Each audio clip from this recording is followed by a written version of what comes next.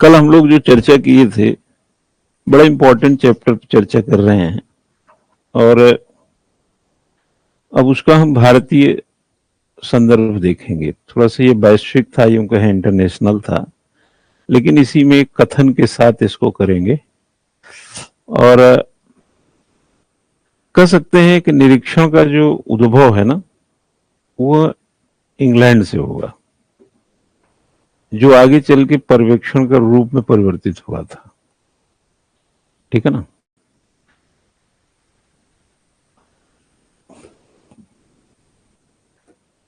देखिए,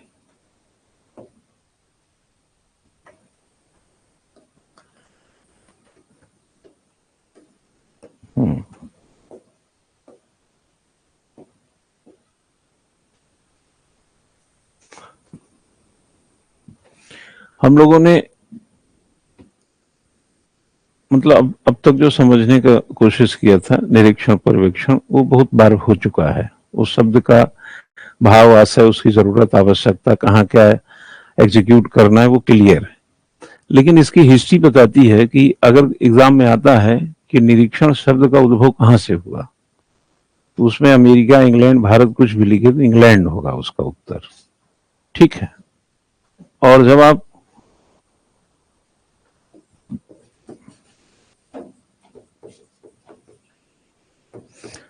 इंग्लैंड से हम निरीक्षण का उद्भव देखते हैं, ठीक है ना। इंग्लैंड से निरीक्षण का उद्भव शुरू हुआ और बाद में ये पर्यवेक्षण में बदल गया।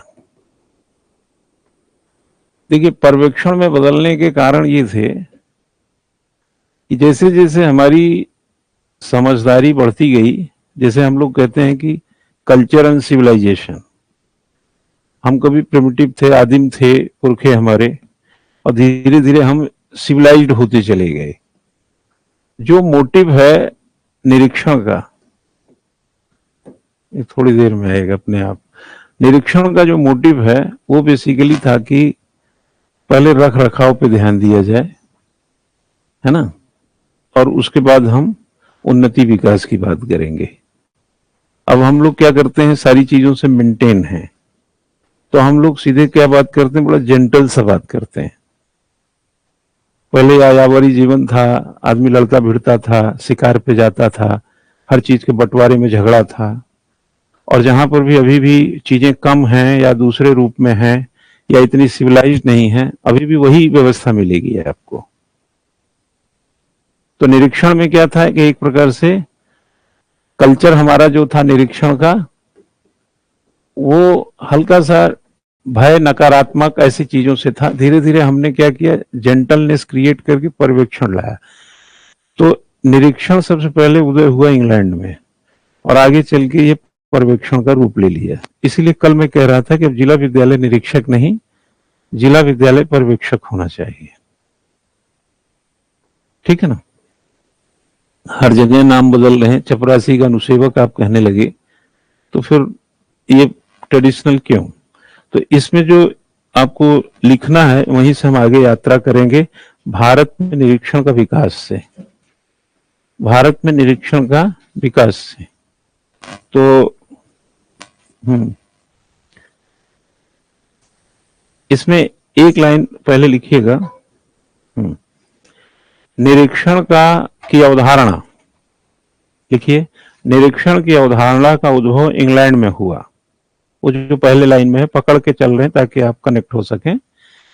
निरीक्षण की अवधारणा का उद्भव, कभी कभी हिंदी वाले जो विद्यार्थी हैं, मैं बता दूं, कभी कभी प्रत्यय शब्द लिखे ना, तो उसको अंग्रेजी में कंसेप्ट ही बोलते हैं। अगर आपको प्रत्यय बोल दिया, ऐसे कहीं पे लिखा है, जैसे लिख दिया पर्यवेक्षण का प्रत्यय,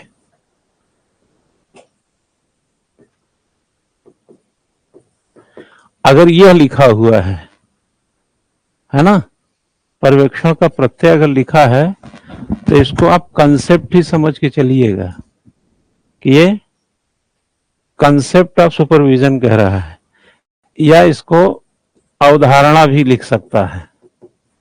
दोनों एक ही बात होती है अंग्रेजी में, कंसेप्ट ही है। तो प्रत्यय से कोई हिलने डुलने की जरूरत नहीं है। जैसे हम कहें निरीक्षण के प्रत्यय का उद्भव इंग्लैंड में हुआ, तो आपको यह समझना है कि निरीक्षण की अवधारणा का उद्भव इंग्लैंड में हुआ। ठीक है, जो आगे चलकर पर्यवेक्षण के स्वरूप में परिवर्तित होता गया। ये बड़ी खास लाइन थी।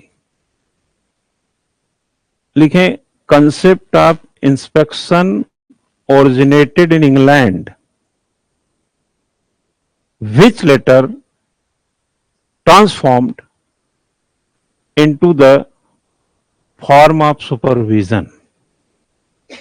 समय के साथ बदलता गया। आप इसको अगर हम एक लाइफ से जोड़ें, है ना, तो जैसे एक बच्चा जो होता है शैशवावस्था में है या बाल्यावस्था में है, वो युवावस्था में बदला, तो उसके अंदर के जो और भी तत्व थे और आदतें थी वो भी बदली। पहले छोटी छोटी चीजों के लिए लड़ता था, ये हमारा है वो हमारा है, तो वो निरीक्षण की एक उसमें कैटेगरी होती है।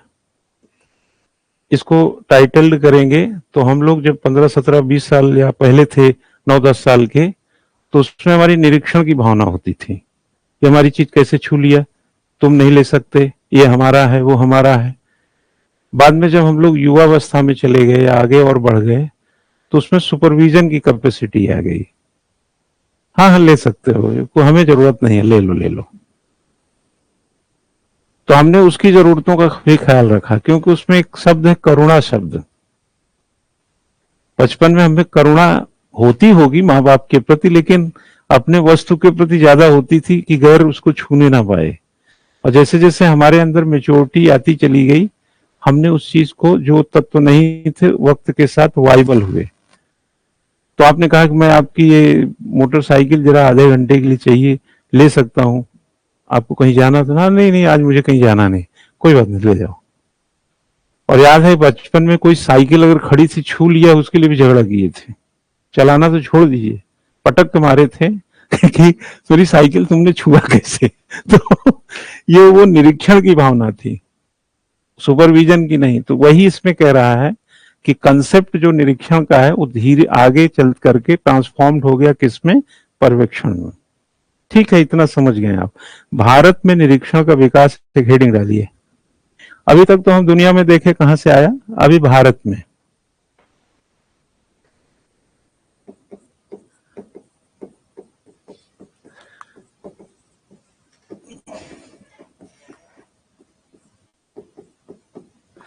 भारत में निरीक्षण का विकास। ठीक है, देखिए भारत 1947 में आजाद हुआ, ये बोस्टन 1909 में आया।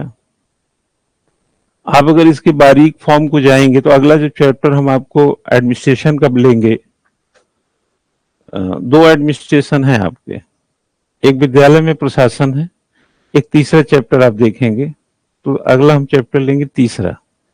तो इन सबको पढ़ते जाइएगा, वहां इसकी बड़ी जरूरत पड़ेगी। आगे चल के फिर लीडरशिप एक जगह टकराएगा, उस सिलेबस में भी लिखा। इसीलिए तो कह रहा हूं कि सीएम भी तो अपने कार्यालय का नेता ही है, प्रिंसिपल अपने स्कूल का नेता ही है।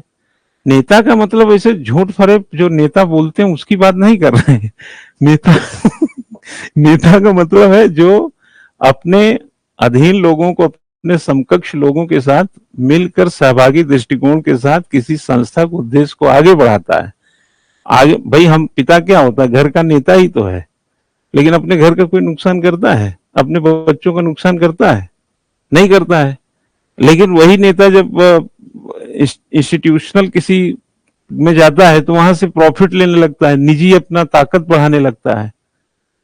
कई ऐसे खैर पिता मिल जाएंगे जो दारू पी के पड़े हुए हैं, उनको मतलब नहीं है घर में क्या हो रहा है, तो वो वाले नहीं होना है वो तो। और जो निजी तत्वों में चला जाता है वो क्या करेगा, संगठन को लॉस करेगा। तो वो भावना नहीं आ पाती है, इसीलिए इतनी सारी नैतिकता थोपी जाती है उनको। भाई सिंपल सी बात है कि हम लोग घरों में, कौन हमको सिखाता है कि आप अपने बच्चों से प्रेम कीजिए, लेकिन कॉलेज में जाते हैं तो कहते हैं भाई कक्षा में तो जाना चाहिए, ये आपकी ड्यूटी है, स्कूल का हित सोचना चाहिए। आखिर ये सिखाने की क्यों जरूरत पड़ी? इसका मतलब है कि हम अपने उद्देश्य के प्रति कहीं पर ना, मतलब बेईमानी सिद्ध करते हैं अपने को, बेईमान बनते हैं, तो फिर उसको आकर के कोई समझा के चला जाता है। नहीं, घर में तो कोई नहीं समझाया किसी ने। तो अंडरस्टूड है कि जो अपनी है और जो दूसरी है उसमें अलग भावना का विकास है। तो भारत में यह 47 में तो भारत ही आजाद हुआ।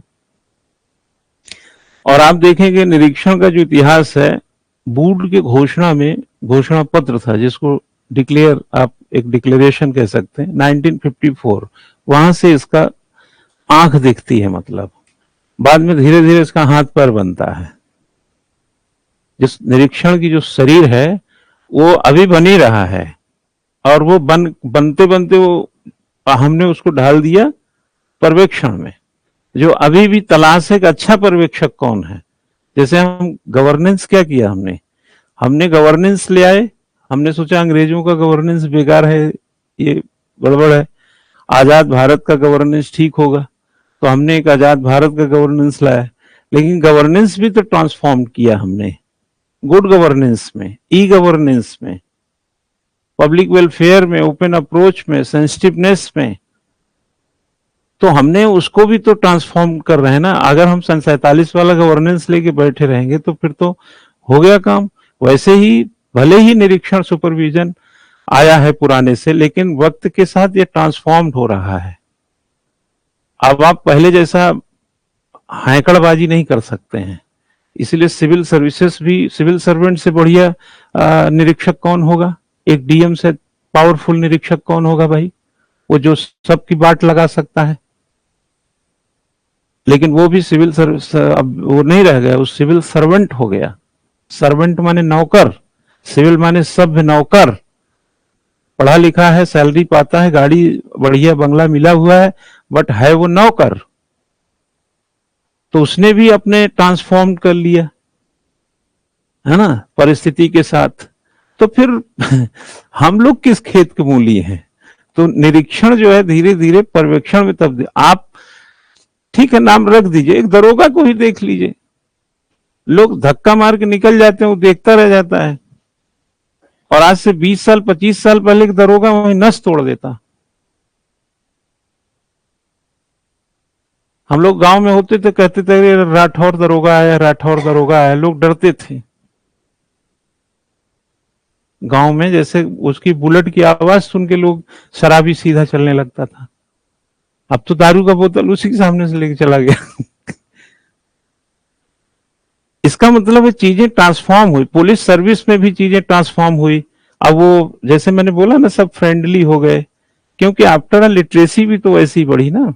18.33 की लिटरेसी आज 75%, 2011 के हिसाब से 74.04 है। 21 में हुई नहीं, मान लेते हैं 80-85 हो गई होगी लिटरेसी। हर घर में बीए में मिलते हैं, तो दरोगा सिपाही तो सबके घर में होने लगे ना। तो चीजें ट्रांसफॉर्म हो गई, अब उस तरीके का झिझक डर नहीं रह गया। तो आपको सुपरवाइजर बनना ही पड़ेगा। अब निरीक्षण की भावना से आपको तौबा ही करना पड़ेगा। तो लिखिएगा, the history of inspection in India, Bharat में निरीक्षण का इतिहास। द हिस्ट्री ऑफ इंस्पेक्शन, ये इंस्पेक्शन जो था ना, मैं आपको ऐसे थोड़ा सा समझाने के लिए बोल देता हूं। हमारे यहां जो नौकरशाही है, इसमें निरीक्षण जैसी भावना रही है, और ब्यूरोक्रेसी हमारी नहीं थी। इसको इंग्लिश में बोलते हैं ब्यूरोक्रेसी। ये हमारी नहीं थी, ये विलायती थी। हमारा सिविल सेवा है।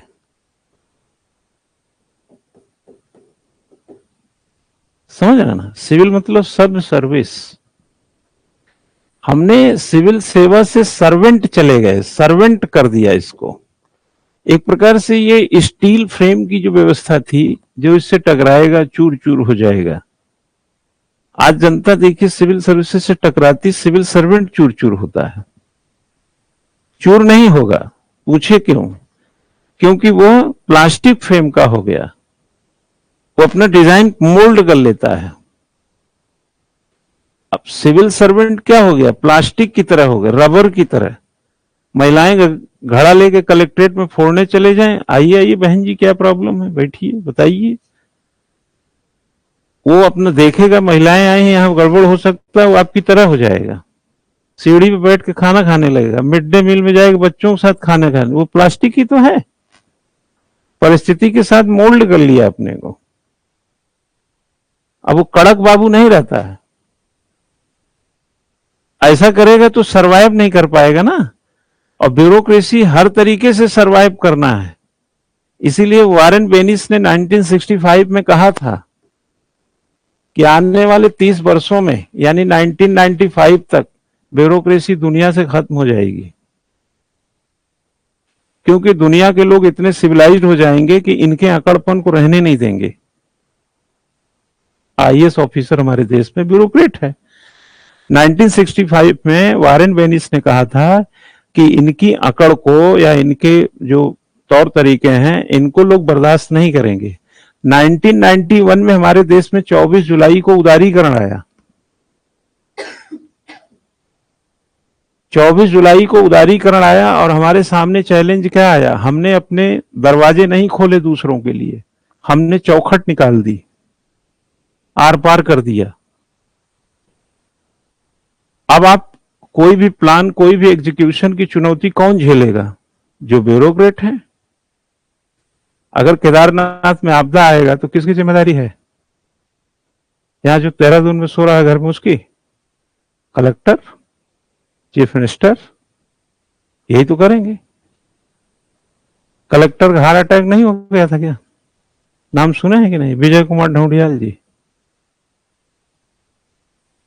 हाँ, तो कलेक्टर ही तो हैं। अब वो बढ़िया से कार में ही चलने के लिए थोड़ी बादल भी फटता वही कीचड़ में खड़ा भी रहना पड़ता है। पब्लिक छोड़ेगी नहीं ना, वो जमाना थोड़ी है। तो उसने क्या कहा था वारेन बेनिस ने कि 30 साल में ब्यूरोक्रेसी खत्म हो जाएगी। What do mean bureaucracy? मतलब अब उसका कवच कुंडल बदल लेगा। वो बदल लिया। 91 में उदारीकरण आया ना हमारे देश में। आपको चैलेंज के हिसाब से बदलना पड़ेगा ना।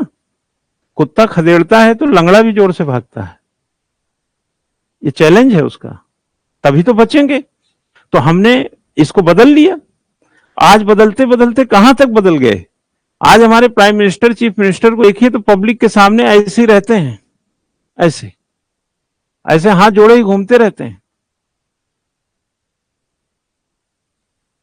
ये सब क्या है? ये सबका जनता के सामने सबका अकड़ ढीली होना। निरीक्षण हटा, हट, खत्म करो निरीक्षण। होंगे हम हैं तो तुम हो। अब कहां नेता को ये ख्याल रहता है? आपको मालूम, आप लोगों को तो अरे हम लोग काहे चिल्ला लेते हैं, रगड़ देंगे हम लोग, जानते हैं 2 मिनट में। वह हाथ जोड़े घूम रहे हैं, 1 जून तक घूमते रहेंगे। भाइयों बहनों, ये भाइयों वो भाइयों, पता नहीं कौन सी सीट मिलेगी, कौन से हारेंगे, कौन से जीतेंगे। वो जनता के सामने अकड़ करके दिखाई पता नहीं 5 साल में जाना पड़ता है। अब पता नहीं कितने सड़क खराब बनाओ, देखते ना आईएएस कैसे सस्पेंड वगैरह होते हैं। स्टेट सस्पेंड कर सकती, टर्मिनेट स्टेट सेंट्रल करता है, क्योंकि वो सेंट्रल का आदमी है। जो नियुक्त करता है वही टर्मिनेट करता है, स्टेट से सस्पेंड कर सकता है। फिर देखेगा मौका है तो नहीं है ठीक ठाक, बहाल कर दिया। लेकिन जनता देखिए कितनी खुश होती, कभी किसी आईएएस ऑफिसर सस्पेंड करे, जनता देखिए कितनी खुश होती है। आप कभी गौर कीजिएगा। इसका मतलब है जनता कुछ त्रस्त तो रहती है। और मैक्स वेबर ने कहा था कि ये प्रभुत्व स्थापित करती है। बाकियों ने कहा नहीं, ये सेवा देती, बलवान सेवा देती है। ये कैप्चर करती है हमारे धन को, हमारे समय को, हमारी संपदा को, और अपनी झोली भरती, अपना स्विमिंग पूल बनाती है। 4 पेट्रोल पंप खोल लीजिए, 2 साल के आईएएस है, छापा पड़ेगा, जाइए जेल। वह 20 करोड़ मैडम, झारखंड वाली मैडम रखी थी घर में, जेल यात्रा हो रहा है। औकात से ज्यादा कमा नहीं सकते, सैलरी अंबानी बन नहीं सकते। सिविल सर्वेंट अंबानी बनने निकलेगा, जेल यात्रा करेगा तय। अंबानी बनने के लिए नौकरी छोड़ के बिजनेस करना होगा, साफ सी बात। नौकरी में सिर्फ सैलरी है और इतनी सी जिंदगी है, जैसे कि दिल्ली के लोग चौथे माले से झांकते हैं, उतनी जिंदगी है। तो हमारे अंदर धीरे धीरे हमने क्या किया, इसको ट्रांसफॉर्म करके किस में ले गए, सुपरविजन में। आज कलेक्टर मिड डे मील में बैठ के खाता, सीढ़ियों पे बैठा रहता है, कोई बूढ़ी को देखता है, उसकी सब्जी खरीदने लगेगा, उसको ये कराने लगेगा, वो कराने लगेगा, देखे होंगे सब चीजें होती। तो वो क्या किया, अपने को भी ट्रांसफॉर्म किया। तो जो वॉरेन बेनिस ने 65 में कहा था कि 95 यानी 30 साल तक ब्यूरोक्रेसी दुनिया से खत्म हो जाएगी, वो खत्म ही हो, वो खत्म हो गई। ब्यूरोक्रेसी का मतलब होता है डेस्क तंत्र, हिंदी में। डेस्क तंत्र का मतलब है कि अपने ऑफिस में बैठ कर देश का विकास करो, फील्ड में जाने की कोई जरूरत नहीं है। ये अंग्रेजों के जमाने में था। और ये निरीक्षक पद कहां उदय हुआ, इंग्लैंड में। और धीरे धीरे ट्रांसफॉर्म होकर के आगे चल के किस रूप में बदल गया, पर्यवेक्षण में। आप 1947 में आजादी लेके आए हैं, नेहरू जी से पूछिए, नेहरू जी निरीक्षक थे कि पर्यवेक्षक थे? डॉक्टर राजेंद्र प्रसाद से पूछिए, निरीक्षक थे कि पर्यवेक्षक? हमारे संविधानविद क्या थे, निरीक्षक थे कि पर्यवेक्षक थे? पर्यवेक्षक थे। नहीं तो आर्टिकल 15 में जेंडर डिस्क्रिमिनेशन, जात पात, लिंग, वंश, जन्म स्थान के आधार पर भेदभाव, ये वो, आर्टिकल 17 में अस्पृश्यता खंड, ये सब क्या है? ये पर्यवेक्षक की भावना से है। नहीं, आज भी मंदिर में जाने पर कई लोग हाथ पैर तोड़ दिए जाते हैं, आज भी चल रहा है देश में। तो वो कौन लोग हैं? वो निगेटिव लोग हैं, वही निरीक्षक लोग। और पर्यवेक्षक कहेंगे अरे यार भगवान का घर है, कोई भी आए, क्या फर्क पड़ता है? वो पर्यवेक्षक है। कितने पंडित पंडा पर्यवेक्षक नहीं बन पाए आज तक। वो पंडितों घंटा बजाते हैं बट रहते निरीक्षक हैं। अरे राम राम राम राम राम राम नहाना पड़ेगा, ये इससे हमारा सामना हो गया। वो अभी भी इंस्पेक्टर ही बने घूम रहे हैं। वो कुछ पंडित कुछ मंदिर के इंस्पेक्टर हैं, कुछ स्कूल में इंस्पेक्टर हैं, कुछ कॉलेज में इंस्पेक्टर हैं, कुछ समाज में इंस्पेक्टर हैं। इंस्पेक्टर की कमी नहीं है, लेकिन धीरे धीरे समाज जैसे ट्रांसफॉर्म हो रहा है, वो लोग पर्यवेक्षक में पीढ़ी दर पीढ़ी बदल रही है। हो सकता है अभी पूरी तरह ना बदली हो। तो आजाद भारत में अगर आप निरीक्षक रहेंगे तो अंग्रेजों जैसे रहेंगे, पर्यवेक्षक रहेंगे तो भारत जैसा रहेंगे।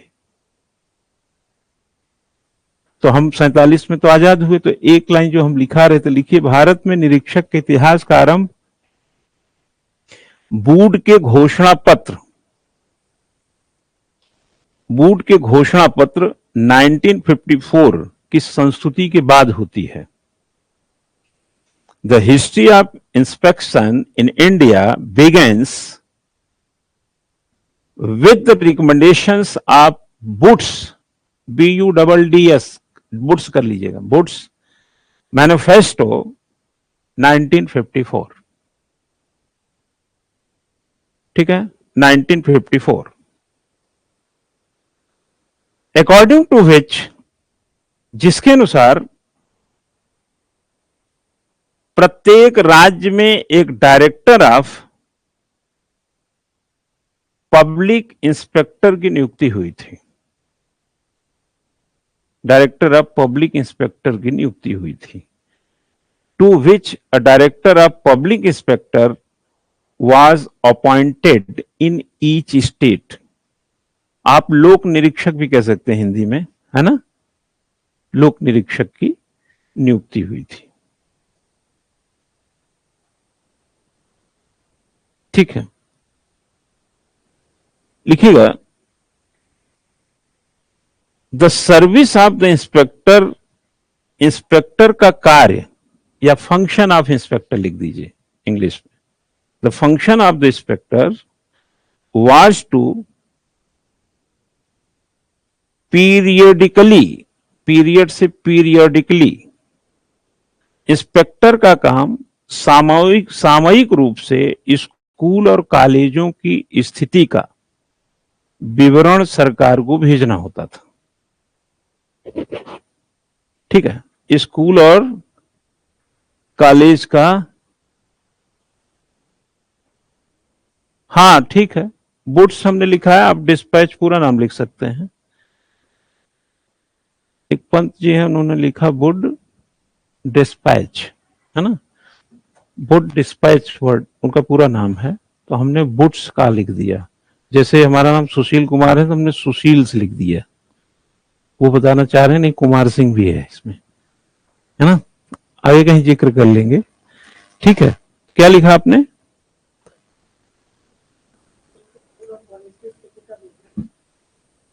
विवरण सरकार को भेजना होता था। The function of the inspector was to periodically send detail of the status of school and colleges to the government. ठीक है, इसका काम क्या था लिखें?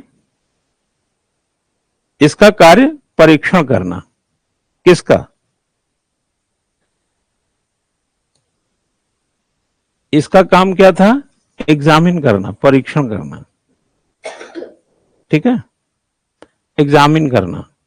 और एग्जामिन में थोड़ा बात बराबर भी कह सकते हैं कि क्या प्रेक्षण करते हैं तो क्या कंक्लूजन आएगा ऑब्जर्व करके। आगे लिखेगा 1958 में 1858 में सॉरी 1858 में स्कूलों को डायरेक्टर की ओर से अनुदान की शर्तें प्रस्तुत की गई। ठीक है, in 1858 the conditions for grant to school were presented by the director, were presented by the director.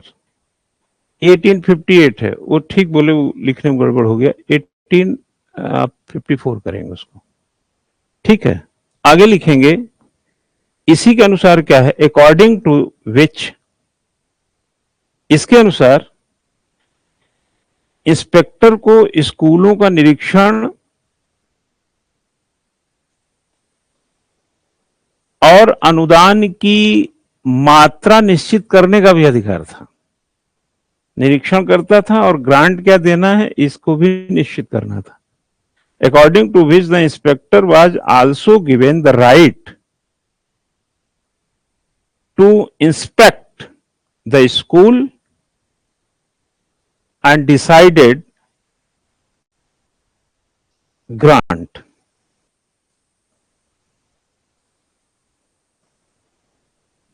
आपको बड़ा ताजुब होगा कि इंस्पेक्टर जो है ना उस दौर में शिक्षा का उच्च प्रशासक की तरह एक प्रकार से पेश होता था, जैसे शिक्षा में उच्च प्रशासक की तरह।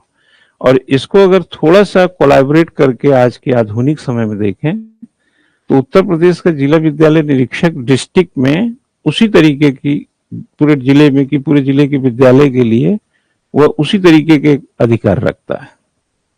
तो सोचिए कि उस जमाने से अब तक में निरीक्षण को लेकर के बहुत सारी चीजें चेंज हुई, तब भी वह शब्द अभी भी हमारा पीछा करता है। तो उस समय एक उच्च अधिकृत के रूप में इसकी मान्यता थी, हायर अथॉरिटी के रूप में मान्यता थी। और आपको कमाल की बात बताएं, सिर्फ यही नहीं, किसी भी औपनिवेशिक सत्ता में जो रेवेन्यू के काम आता था, जो लॉ एंड ऑर्डर को मेंटेन करने के काम आता था, वो हमेशा पावरफुल लोगों के, यानी कि जो ऊपर बैठे लोगों की नजरों में पावरफुल ही होता था। जो अकाल में भोजन ना मिले मर जाएं, हैजा कालरा है दवाई ना मिले मर जाएं, उनकी कोई खास आलोचना नहीं। और जो रेवेन्यू कलेक्शन की बात करे और लॉ एंड ऑर्डर मेंटेन करे, चाहे 10, 20, 50 का रोज हाथ पैर ही तोड़ता रहे, वो बड़ा अच्छा अधिकारी था। आप इससे अंदाजा लगाइए उस समय यह सब लोग क्यों पावरफुल बने। और जो रोटी कपड़ा मकान के लिए उस समय तो अकाल पड़ते थे, सिंचाई के लिए हमारे पास लैंड कहाँ, नहरें थी ना, ट्यूबवेल थे ना, नलकूप थे, भगवान भरोसे खेती थी। और बारिश वारिश नहीं हुई तो अव्यवस्था रहती थी। लेकिन उनके घर में फाके हैं, लेकिन अगर उनके कोष में निधि आ रही है तो वह व्यक्ति बहुत अच्छा है। करजन को देखिए, बंगाल बांट करके बहुत बड़ा आदमी कहलाया। आप जनरल डायर को देखिए, जलियांवाला बाग कराया, उसको वहां क्या क्या खिताब दिया गया। आप डलहौजी को देखिए, दुनिया भर की चीजें हड़पा। है ना। तो जो ये सब चीजें करके चीजों को बड़ा कर रहा था वो अच्छा था वो, और वो बिल्कुल निरीक्षक की भूमिका में ही होता था। आगे थोड़ा सा बढ़ाएंगे, लिखिएगा 1882 हंटर कमीशन। 1882 हंटर कमीशन,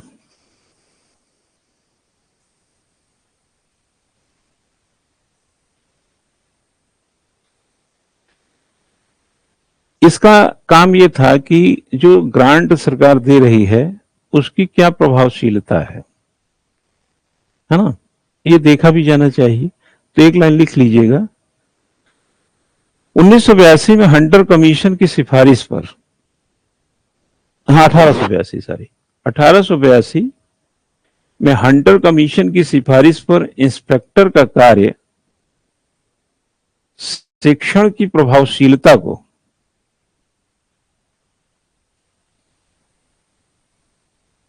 देखना कि अनुदान सरकार की ओर से दिया जा रहा है, उसका उपयोग किस सीमा तक हो रहा है।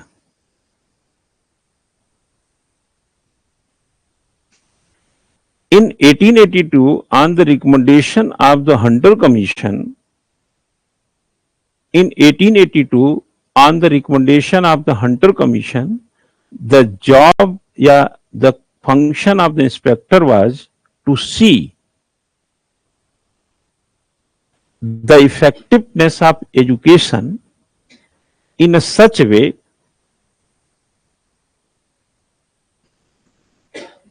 that to what extent the grant being given by the government। साथ ही एक चीज और था, अनुशासन संबंधी राइट भी इसी को था, लिख लीजिएगा।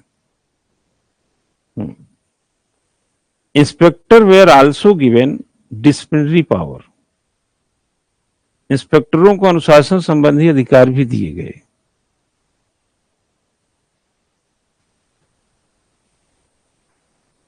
इनको डिसिप्लिन के लिए भी अधिकार भी दिए गए इनको।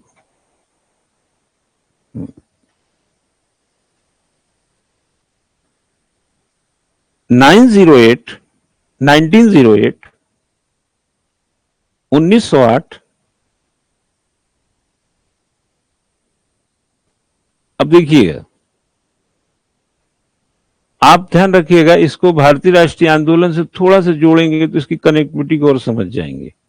भारत 1857 से विद्रोह शुरू हुए, हालांकि विद्रोह पहले भी थे, चाहे आदिवासियों के, किसानों के, बट 1857 में भारतीय राष्ट्रीय आंदोलन के इतिहास को खंगालते हैं तो मेरठ से जो विद्रोह उठा था मई में, वहां से अंग्रेजों को यह सोचने का एक बड़ा मतलब चिंतन करने का एक अवसर मिला कि अब आसानी से भारत की जमीन पर अपनी सत्ता को अधिरोपित करना संभव नहीं है। और धीरे धीरे सिर्फ वही नहीं, चाहे बंगाल हो, चाहे बिहार हो, चाहे उत्तर भारत का कोई भी इलाका हो, इवन तमिलनाडु वगैरह के इलाकों में भी जाएंगे तो कम ज्यादा आंदोलन छोटे मोटे उठते रहे। और आंदोलन केवल लोगों ने नहीं किया, आदिवासियों ने भी किया, किसानों ने भी किया, और भारतीय राष्ट्रीय आंदोलन के समझदार लोगों ने भी किया, और राजे रजवाड़ों ने भी किया अंग्रेजों के खिलाफ। खासतौर से जो जैसे डलहौजी के टाइम आते आते तो देखे होंगे, रानी लक्ष्मीबाई वगैरह सबको देखा होगा आपने, हड़प लिया, कानून बना के दत्तक पुत्र नहीं रख सकते, ये नहीं कर सकते, पूरा उत्तर भारत लहूलुहान था उस जमाने में। तो अब इसमें इंस्पेक्टर का जो कैसे हतोत्साहित करो, स्कूल कॉलेज आंदोलन पैदा करने के बड़े अच्छे जगह होते थे। इसीलिए डीएवी कॉलेज में जो इलेक्शन होता है वो आगे चलकर के राज्य के नेतृत्व देने का भी काम करता है ना। स्कूलों में देखे होंगे कि छोटे छोटे स्कूलों में या इंटर कॉलेज है, डिग्री कॉलेज हैं, इन सब जगहों पर आंदोलन का रूप ना ले तो इंस्पेक्टर क्या चेक करते थे? इंस्पेक्टर का काम होता था, अनुशासन तो हो ही गया, अनुदान का क्या है, और स्कूलों का निरीक्षण तो करते थे। अब निरीक्षण का दायरा थोड़ा सा बदलेगा। क्या बदलेगा? अब ये देखेंगे कि कोई स्कूल बच्चों को आंदोलित तो नहीं कर रहा है। अगर वो स्कूल बच्चों को आंदोलित कर रहा है तो निरीक्षण की ड्यूटी थी उसको हतोत्साहित करे। स्कूल में पढ़ाई हो रही है कि नहीं मतलब नहीं, स्कूल कॉलेज में क्या हो रहा है बहुत मतलब नहीं, ग्रांट का सही उपयोग हो रहा है कि नहीं ये तो इसलिए देखेगा, निधि का पैसा है। और अनुशासन बनाए रखने को आप क्या समझते हैं कि ए लार्ज पावर क्या थी? 1908 आते आते आप भारत के चित्र को जरा देखिए तो चीजें आपको बदली हुई दिखेंगी। भारत उद्दलित थोड़ा होता दिखेगा। और जैसे ही आप 1928-30 तक आते देखेंगे, असहयोग आंदोलन 22, ये सब 1919, 20, 21, ये वाले इस पूरे दायरे रोलेट एक्ट से जोड़ करके देखेंगे तो भारत काफी अंग्रेजों का बड़ा विक्षिप्त रूप दिखाई देता है। तो ऐसे में चाहे घर में महिलाएं हों, चाहे काम वाली हों, चाहे स्कूल में पढ़ने वाले लोग हों, सब जगह आंदोलन का हल्का फुल्का इनपुट था। तो निरीक्षक का काम क्या है? इनको गाइडलाइन थी कि आप जा करके उसको हतोत्साहित करेंगे। और आज अगर हम किसी कॉलेज स्कूल में जाएं तो जैसे स्कूल में देखें क्लास में मॉनिटर होता है। अब तो इंटर कॉलेज में इलेक्शन नहीं होते हैं, नहीं हमारे टाइम में तो इंटर कॉलेज में भी प्रेसिडेंट होते थे।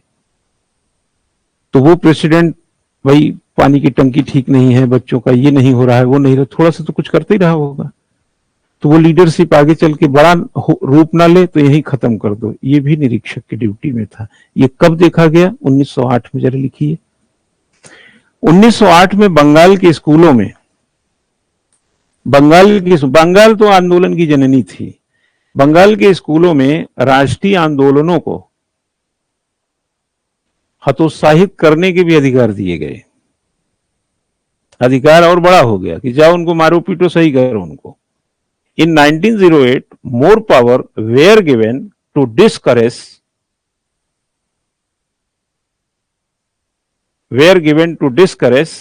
national movement in the school of Bengal.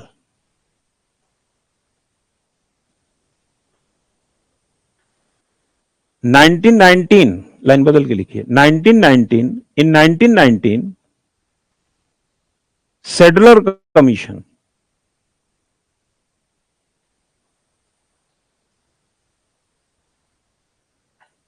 निरीक्षण की आलोचना करते हुए लिखा है, निरीक्षण की आलोचना करते हुए लिखा है कि निरीक्षण अधिकांशतः जल्दबाजी में होता है। अधिकांश निरीक्षण कह सकते हैं जल्दबाजी में होता है।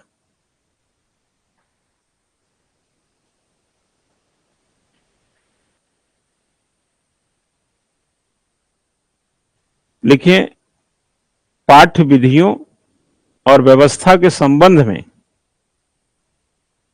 मैत्रीपूर्ण संबंध से ये बाहर होता है, रहित कह सकते हैं, मैत्रीपूर्ण संबंधों से रहित होता है।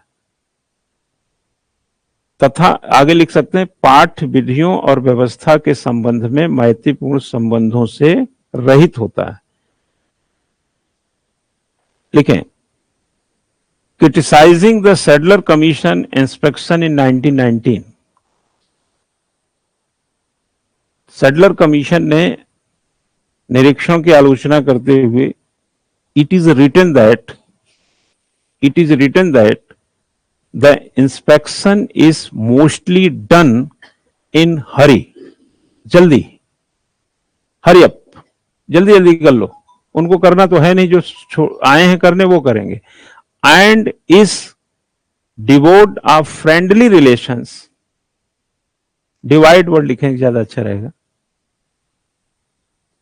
उसको एक प्रकार से अवॉइड करते हैं। फ्रेंडली ना हो, अवॉइड, फ्रेंडली होता ही नहीं है वो, लेस फ्रेंडली है वो। Friendly relation regarding teaching method and system, इनसे उनको, जो कि लिखेंगे विच इज इंपॉर्टेंट, जो कि महत्वपूर्ण है। हाँ, तो यहां पर इस कमीशन की रिपोर्ट जो है थोड़ा आपको अच्छी लगेगी। अब लिखें, इन 1928 साइमन कमीशन,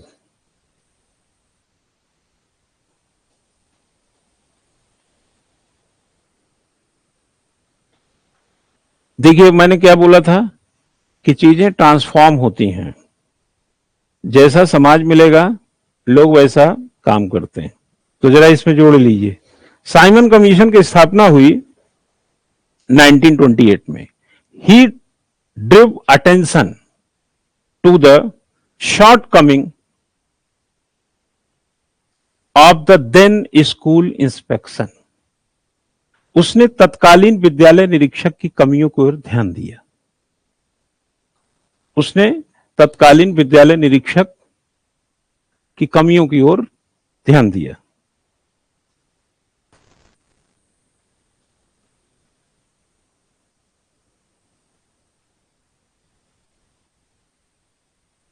ठीक है, एक प्रकार से थोड़ा पॉजिटिव साइन है। अब लिखिए माध्यमिक शिक्षा आयोग, सेकेंडरी एजुकेशन कमीशन 1952, आगे भी है ये, यहां से इसका इनिशिएशन है। लिखिएगा इसने क्या कहा,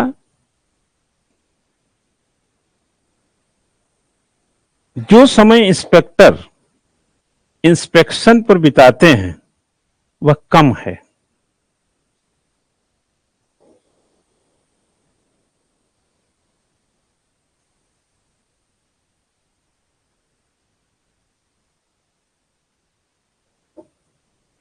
time spend by inspector on inspection is less. ठीक है, इसने भी कमियों पर ध्यान। उसके पहले क्या बोला था, उसके पहले हम लोगों ने बोला कि यह थोड़ा जल्दी में रहता है। तो जल्दी में तो रहेगा तो क्या इंस्पेक्टर ही करेगा, ये बताया इसने। और आकृष्ट क्या क्या किया, इसने 4-5 बातें बताई जो कमीशन, सेकेंडरी कमीशन ने कहां कहां बोला। तो जरा हम एक एक बिंदु लिखाएंगे। Number 1, which are as follows करके लिख लीजिएगा। जो कमियां हैं वो कहां ध्यान दिलाया वह, विच आर एज फॉलोज, वो कमियां कहां हैं। पहला बोला उसने कि वो सर्वे सर्वा बनकर आते हैं, एज, समझ रहे ना, डोमिनेटर्स। एक प्रकार से वो क्या करने आते हैं, डोमिनेट करने आते हैं। सर्वे सर्वा, हमारे ऊपर कोई है ही नहीं जैसे। सबसे बड़ी कमी यह है कि जो निरीक्षक आता है स्कूल में वो अपने को सर्वज्ञाता समझ के आता है। आपको याद होगा एक हमने सर्वज्ञाता बताया था, फिर बताया था कि वो चलने दो यार ऐसे, जैसे पता है ना, एक सर्वज्ञाता है और एक कहता है कि जो व्यक्तियों में कुछ विशेष गुण मानता है। जैसे मैं क्लास में खड़ा हूं, मैं कहूं कि मैं बड़ा सर्वज्ञाता हूं, ठीक, एक तो ये टीचर होता है, मान लिया अपने लिए बोल रहा हूं। दूसरा ये हुआ कि मैं ये मान लूं कि जो हमारे सामने बैठे इनके भी अपने कुछ न कुछ विशेष गुण होते हैं। हाँ हाँ, एक तो वही सत्तात्मक हो गया जिसमें सर्वे सौरवा है, और एक हो गया विशेष गुण मान लेंगे तो हम सहभागी कर लेंगे आपको, तब हम हाँ सृजनात्मक, देखिए भगुना जी को रटा हुआ है सब, है ना। तो उसमें हम क्रिएशन डेवलप कर लेंगे, आपकी क्षमताओं का हम अपने इंस्पेक्टरी में इस्तेमाल कर लेंगे।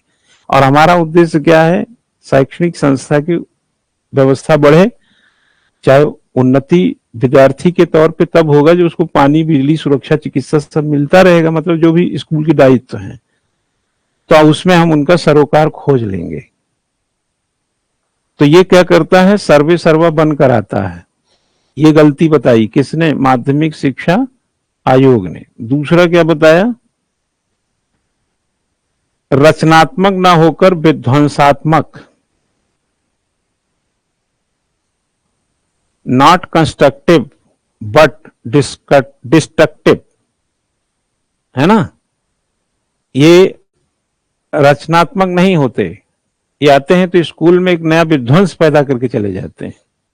तो कुछ निरीक्षक आज की तारीख में बड़े अच्छे पर्यवेक्षक होंगे, लेकिन आपके व्यवहार ऐसे होते हैं कि आप खुद ही निरीक्षण करवा लेते हैं पर्यवेक्षण के बजाय। तो थोड़ा सा बात दोनों तरफ है, लेकिन माध्यमिक शिक्षा आयोग वाला ये बात है कि वो आता है तो रचनात्मक नहीं, विध्वंसात्मक बन के आता है। आगे लिखें, स्कूल की अनुपात में निरीक्षकों की संख्या कम, या स्कूल की संख्या के अनुपात में कम निरीक्षक, स्कूल की संख्या के अनुपात में निरीक्षक कम। Number of inspector is less in proportion of the number of school, more of the inspector come to complete the formalities कर दीजिए, फॉर्मेलिटी के लिए आते हैं ना। तो वो कहा, उसमें ये कहा इन्होंने कि ना वो शैक्षिक विकास पे जोर देते हैं, न स्कूल की किसी उन्नति पे चर्चा करते हैं। तो ये 4 बात उन्होंने बताया। अब आपको मैं एक उदाहरण से समझाऊंगा, लिखिएगा आगे। फोर्ड फाउंडेशन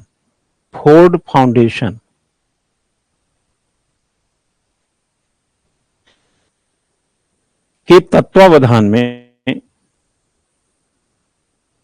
भारतीय माध्यमिक विद्यालयों में प्रक्रिया का अध्ययन किया गया और कुछ सुझाव सुझाए गए, कुछ सुधार सुझाए गए, लिख लीजिए। अ study group under the Ford foundation के अधीन studies the process in Indian secondary school and presented following suggestions for improvement। थोड़ा सा मैं जिक्र कर दूं तो जब भारत आजाद हुआ हमारा, है ना, 1947 में, तो 50s के टाइम में एशिया, अफ्रीका, लैटिन अमेरिका के बहुत सारे देश आजादी प्राप्त कर रहे थे, यानी कॉलोनियल से वो मुक्त हो रहे थे। जो 50s के टाइम में आजाद देश हैं वो तीसरी दुनिया है, उसी को तीसरी दुनिया बोलते हैं। तो हम लोग इसीलिए तीसरी दुनिया है। तो उस समय के जो देश थे वह अपने यहां शिक्षा हो या विकास हो, शैक्षणिक विकास हो चाहे जनरल डेवलपमेंट हो, वो ज्यादातर उन्हीं की नकल कर रहे थे जिससे वो गुलाम थे। तो उसका साइड इफेक्ट ये था कि रिसोर्सेस कम थे, पॉपुलेशन अधिक थी, और लेकिन उनका डेवलपमेंट मॉडल बहुत ही ज्यादा पेइंग कैपेसिटी वाला, बहुत खर्चीला टाइप का था। वर्ल्ड बैंक से लेकर के बहुत सारी जो इंटरनेशनल एजेंसियां थी, इंफ्रास्ट्रक्चर डेवलपमेंट के लिए एशिया, अफ्रीका, लैटिन अमेरिका के ऐसे देशों को जो इंफ्रास्ट्रक्चर में बहुत खराब थे, पिछड़े थे, कॉलोनियल थे, वो लोग चले गए, ऐसे पड़े थे, उनको डोनेट किया, पैसा दिया, ग्रांट किया। लेकिन उनके पैसे बिना इंफ्रास्ट्रक्चर के ठीक डेवलपमेंट के ही खत्म हो गए, क्योंकि उनको विकास का जो उनका मॉडल था वह उन्हीं की तरह था, और वह विकास का मॉडल मतलब उस इकोलॉजी के हिसाब से ठीक नहीं था। जैसे गांव का व्यक्ति एक होंडा सिटी खरीद ले, बजाय इसके कि एक ट्रैक्टर खरीदा होता तो उसकी उन्नति ज्यादा अच्छी होती। आप समझ गए होंगे मेरी बात। तो पैसा तो ट्रैक्टर में भी लगा और होंडा सिटी में भी, लेकिन उसने होंडा सिटी देखा था तो पैसा पाया तो उसने होंडा सिटी खरीद लिया। जबकि इकोलॉजी ये थी कि उसके पास 10-20 बीघा जमीन था, ट्यूबवेल लगवा लेता, ट्रैक्टर खरीद लेता, कुछ कटाई मड़ाई का मशीन ले लिया होता, तो उसके जिंदगी में मतलब उत्थान आ जाता। तो ये वाली सीख नहीं थी। तो ये जो फोर्ड फाउंडेशन है, 1952 में जब इस पर स्टडी हुआ तब ये कमी का पता चला कि ये निहायत उल्लू के पट्टे थे ये, और इन्होंने पैसे को वहां खर्च किया जहां इनकी इकोलॉजी की मैचिंग नहीं थी। जैसे हमको पैसा मिले तो हम एक लाइब्रेरी बनाएंगे, बजाय इसके कि हम दूसरी कार खरीदने जाएंगे, तो इससे कोचिंग को फायदा हो सकता है ना। तो इस तरीके की थिंकिंग जो है नहीं आई। हमने भी एक अलग से कार ही खरीद ली, और अब एक कार में उसकी बैटरी हो रही, स्टार्ट नहीं हो रही 1 हफ्ते से, यही सब में हम फिर फंस गए। तो जब एक चाइना का था रिक्स फेडरिक्स, उसने एडमिनिस्ट्रेशन को जब स्टडी करने निकला तो यही फोर्ड फाउंडेशन उसको ग्रांट दिया था। ये बात है 1963 की। और 1963 से लेकर के ऑलमोस्ट 71 वगैरह तक वो ग्रांट चलता रहा, तो स्टडी होती रही। तो वही फोर्ड फाउंडेशन के तत्वावधान में आजकल जैसे देखो इन्फोसिस के कौन है, वो अजीम प्रेम जी किसके हैं? अजीम प्रेम जी किस कंपनी के हैं? विप्रो के। विप्रो के अजीम प्रेम जी की देखें उनकी संस्था एजुकेशन की रिसर्च बहुत अच्छा काम कर रही है ना। फोर्ड फाउंडेशन के अब कोई काम कराएंगे तो पैसा चाहिए। जैसे प्रशासन की स्टडी जब की गई तो आप हम मान लो हम ही को सरकार, अब हमने गुड गवर्नेंस का मेरा एक संस्था है 2014 में मैंने बनाया, उसका नाम है YS research foundation of policy and administration. But कहीं से ग्रांट नहीं है, लेकिन हमने फिर भी 4 रिसर्च किए उसमें। जैसे हमने जीएसटी पे रिसर्च कर दिया, पुलिस एडमिनिस्ट्रेशन पे कर दिया, सोशल मीडिया पे कर दिया, बिना पैसे के जो हो सकता था हमने किया। अभी टीआई में एक बार गुड गवर्नेंस के साथ क्लबिस्ट होने का सोचा, मैं दून यूनिवर्सिटी से सोचा कि कहीं से मतलब अब जो लोग हमारे साथ लोग ऑब्जर्वर या रिसर्चर होते हैं उनको तो 25, 30, 40 चाहिए ना महीने में, तो हम कहां से पैसा देंगे। लेकिन ये एजेंसी में आप बिलीव नहीं करेंगे 27 वाइस चांसलर हैं मेरे साथ इसमें और 105 प्रोफेसर हैं। ये सब अच्छे खासे ऑल इंडिया से कन्याकुमारी तक के हैं इसमें। और जो कलाम साहब के साथ न्यूक्लियर साइंटिस्ट में पद्मश्री पाए थे प्रोफेसर चैतन्य मोय गांगुली, वो भारत रत्न थे पद्मश्री, वो भी हमारे इस रिसर्च इंस्टीट्यूट के साथ हैं एडवाइजर में। ये जो चंद्रयान 3 में काउंसलिंग का काम करते थे डॉक्टर टीएन सुरेश स्ट्रेटोस्फीयर समताप मंडल में आखिरी छोर तक जाने वाले पहले अंतरिक्ष वैज्ञानिक हैं भारत के, वो भी इसमें हैं। लेकिन फंडिंग नहीं है, तो फंडिंग नहीं है तो बहुत काम नहीं हो पाता है। अब जैसे फोर्ड फाउंडेशन था, अब इस फोर्ड फाउंडेशन ने पैसा दिया तो काम हो जाएगा। फोर्ड फाउंडेशन ने जब तक फ्रेडरिक्स तब तक चेयरमैन रहा, सीपीए बोलते हैं उससे, comparative public administration, comparative administrative group, CAG उसको बोला, कंपैरेटिव एडमिनिस्ट्रेटिव ग्रुप। ऐसे फोर्ड फाउंडेशन के तत्वावधान में एक ऐसा आया, उसने क्या बोला वो मैं लिखाना, तो मुझे याद आ गया तो हमने थोड़ा इसको कनेक्ट किया। लिखिएगा फोर्ड फाउंडेशन के तत्वावधान में, ये मैंने शायद बता दिया है कि a study group under the Ford Foundation studies the process in Indian secondary school and presented the following suggestions for improvement. First क्या बोला, निरीक्षक को मानवीय संबंध रखते हुए कार्य करना चाहिए।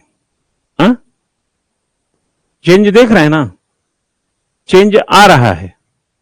The inspector should complete his work keeping human relation, keeping human relation, निरीक्षक को मानवीय संबंधों को ध्यान में रखते हुए अपना कार्य करना चाहिए। और प्रशासक की भावना से दूर रहे, समझ गया ना, उसी में लिख दीजिए, और प्रशासक की भावना से, and the spirit of the administration should be removed.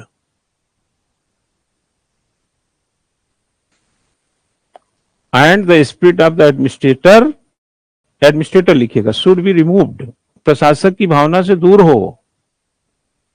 अब तक हम लोग देखते थे वो सर्वे सर्वा बन के जाता था, अब कह रहा है human relation theory.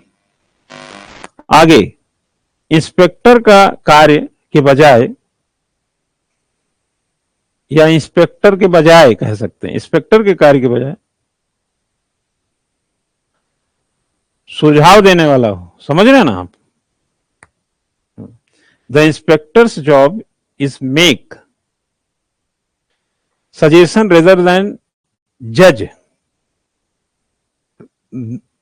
Rather than, जैसे न्यायाधीश बना है, इंस्पेक्टर बना के बजाय तुम सलाहकर्ता की तरफ पे वहां पेश आओ, है ना, सजेस्ट करो कुछ। प्रशिक्षण की जरूरत बताई उसने, स्पेशल ट्रेनिंग की बात कही। Special training is needed, special training की जरूरत है। साथ में कहा कि कई विधियों का ज्ञान होना चाहिए, साथ में कई भाषाएं भी।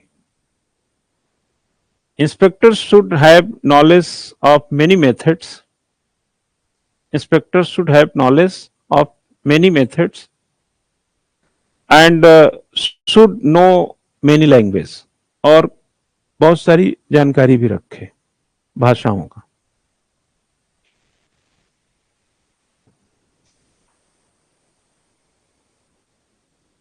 ठीक है,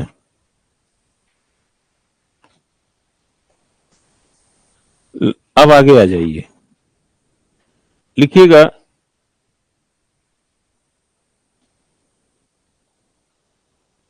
1934।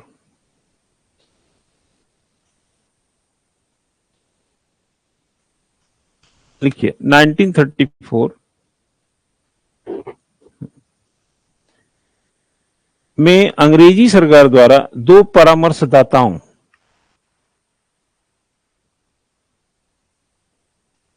को भारत के विद्यालयों में निरीक्षण के लिए भेजा गया।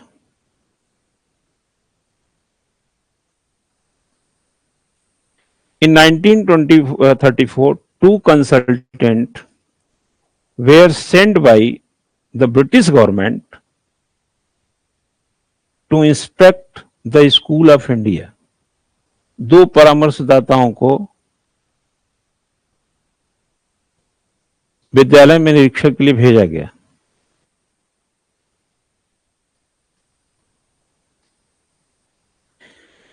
देखिए, इसका लबुल हुआ भी यह है कि जब आप कोई कानून इंप्लीमेंट करते हैं तो कंसल्टेंट भेजते हैं कि जाके देख के आओ यार सही चल रहा है कि नहीं। जैसे 1919 में जब आप एक्ट लाए तो 27 में साइमन कमीशन भेजा। तो जब बातें बढ़ जाती हैं, थोड़े से आगे आ जाती हैं, तो सबको थोड़ी चिंता होती है कि अब थोड़ा सा और बारीक से काम किया जाए। आगे आचार्य नरेंद्र देव का नाम लिखिएगा। इन द रिपोर्ट बाई आचार्य नरेंद्र देवा। इंडिया में 3 एग्रीकल्चर यूनिवर्सिटी हैं जो 1960 में अमेरिका के मॉडल पे खुली थी, जिसमें एक Acharya Narendra Deva university of agriculture and technology Faizabad में, जो अयोध्या डिस्ट्रिक्ट हो गया, एक GB Pant university of agriculture and technology Pantnagar में, और एक Chandrashekhar Azad university of agriculture and technology Kanpur में। ये तीनों यूनिवर्सिटी 60s की टाइम भी है, आसपास में खुली है बट हैं उस 60 में, और ये अमेरिकन मॉडल में थी, एग्रीकल्चर यूनिवर्सिटीज थी।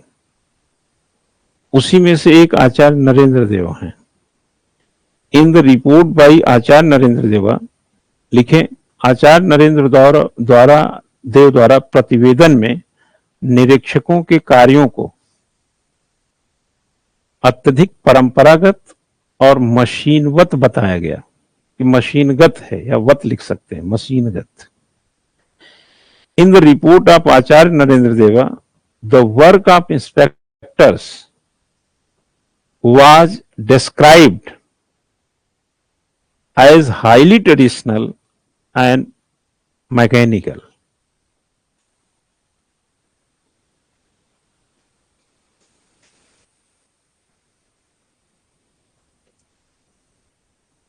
ठीक है, तो उन्होंने भी ये कमी पाया कि ये सब तो करते नहीं, और उन्होंने क्या कहा कि आप इस मैकेनिज्म से नहीं चलेगी व्यवस्था, आपको अपना जो उच्च निर्देशन है, मतलब जैसे कहते हैं ना कि काबिल काम करने के लिए बड़ा काबिलियत वाला व्यक्ति चाहिए। किसी को तगमा लगा के स्कूल भेज देंगे तो वो तो विध्वंसक का ही काम कर देगा। तो इन्होंने निरीक्षक जो कहा कि इसके लिए जो उत्तरदायी लोग हैं वो उत्तरदायी उतने नहीं हैं जो निरीक्षण करने जाते हैं, वो ज्यादा उत्तरदायी जो जिन्होंने उनको निरीक्षक बना रखा है।